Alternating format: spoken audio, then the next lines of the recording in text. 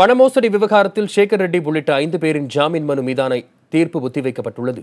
அது பற்றியான தகவல்களை நமது செய்தியாளர் முகேஷிடம் கேட்கலாம். முகேஷ், தீர்ப்பு ஒத்திவைக்கப்பட்ட காரணம் என்ன? இதன் பின்னணி என்ன முகேஷ்? இப்ப பாத்தீங்கன்னா இது சேகர் ரெட்டி மற்றும் உள்ளிட்ட 5 பேர், அதாவது சேகர் ரெட்டி, சீனிவாசலு, பிரேம்குமார் மற்றும் திண்டுக்கல்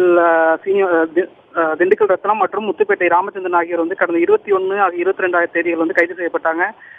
சென்னை சிபிஐ முதன்மை சிறப்பு நீதிமன்றத்தில் ஆஜர்பட்ட அவர்கள் வந்து 3ஆம் தேதி மற்றும் 4ஆம் தேதி ஜனவரி வரை நீதிமன்ற காவல் அடைக்க உத்தரவிடப்பட்டிருக்கு.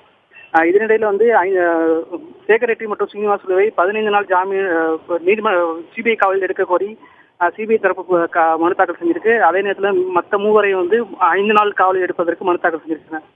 இதனிடையே வந்து 5 பேரும் தங்களுக்கு ஜாமீன் வழங்க வேண்டும் என்றும் தங்களுக்கும் இந்த குற்றத்திற்கும் தொடர்பில்லை என்று தங்களது வியாபார வருமானத்தின் மூலம் தான் தங்களிடம் புதிய ரூபாய் நோட்டுகள் 24 கோடி ரூபாய் வைத்திருந்ததாக தெரிவித்து தங்களுக்கு ஜாமீன் வழங்க வேண்டும் என்றும் அதே சிபிஐ நீதிமன்றத்தில் வழக்கு தொடர்ந்தாங்க.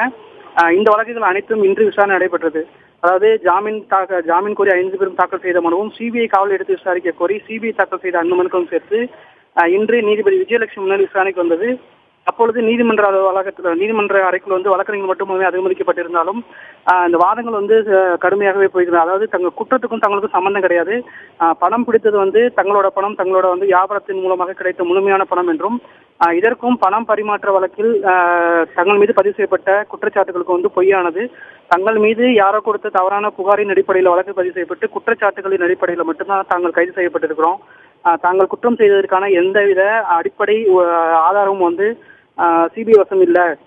வந்து சிபிஐயோட முதல் தகவல் அறிக்கையில பாத்தீங்கன்னா A1, A2, A3 என்று 3 பேரை மட்டுமே வரையறுத்து 4வது குற்றம் சாட்டப்பட்டவராக வங்கி அதிகாரிகள் மற்றும் பிற அரசு அதிகாரிகள் என்று சேர்த்திருக்கிறார்கள். அவர்கள் இன்னும் ஒருவர் கூட கைது செய்யப்படவில்லை. பழைய பணத்தை புதிய பணமாக மாற்றும் பொழுது அதன் முழு அதிகாரம் வந்து வங்கி அதிகாரிகளுக்கு தான் மத்திய அரசு கொடுத்திருக்கு.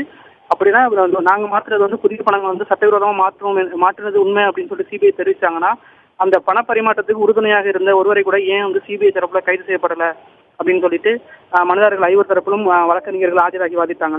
அப்போது வந்து சிபிஐ தரப்பு வழக்கறிஞர் என்ன வாதம் வச்சார், சிறப்பு வழக்கறிஞர் வாதம் முன்வைத்தார் என்றால் இந்த பணம் பிடிக்கப்பட்டது வந்து வெளியூர்ல இருந்து ஒரே இடத்துல வந்து பிடிக்கப்படல. ஒரே இடத்துல வந்து பிடிக்கப்பட்டாலும், அதாவது வேலூர் அருகே வந்து ஒரு டாடா ஏசி ஆட்டோவில் பிடிக்கப்பட்டாலும் இதை கொண்டு வந்தவரின் பின்தொடர்ந்திருக்கு பார்க்கும்போது இது வந்து 24 இடங்களில் வந்து ஒவ்வொரு கோடியாக சேகரிக்கப்பட்டு சேகர் ரெட்டிக்கு சொந்தமான வாகனத்தில், அது சேகர் ரெட்டிக்கு நெருக்கமானவரோட வாகனத்தில் வந்து பணம் அனுப்பி வைக்கப்பட்டதாக தெரிவிக்கப்பட்டிருக்கிறது. முகேஷ், சிபிஐ காவலில் எடுத்து விசாரிப்பதற்கு அனுமதி கோரப்பட்டிருந்தது. அதனைத் தொடர்ந்து நீதிமன்றம் அதற்கு அனுமதி வழங்க வாய்ப்பு ஏதேனும் இருக்கிறதா முகேஷ்? இது வசதியில் பாத்தீங்கன்னா சிபிஐ நீதிமன்ற வாதங்களின் முடிவடையும் நேரத்துல நீதிபதி வந்து சில கேள்விகளை எழுப்பினார். அந்த கேள்விகளுக்கு வந்து இருதரப்பில் வந்து சரியான பதில் அளிக்க முடியல. முக்கியமான கேள்விகள் பாத்தீங்கன்னா சிபிஐ காவல் எடுத்து மேலும் விசாரிப்பதற்கு உங்களுக்கு வந்து கால அவகாசம் வேணுங்கிறீங்க. சில பேர் வந்து 15 நாள் எடுக்கணுங்க, சில பேர் 5 நாள் எடுக்கணும்னு சொல்றீங்க.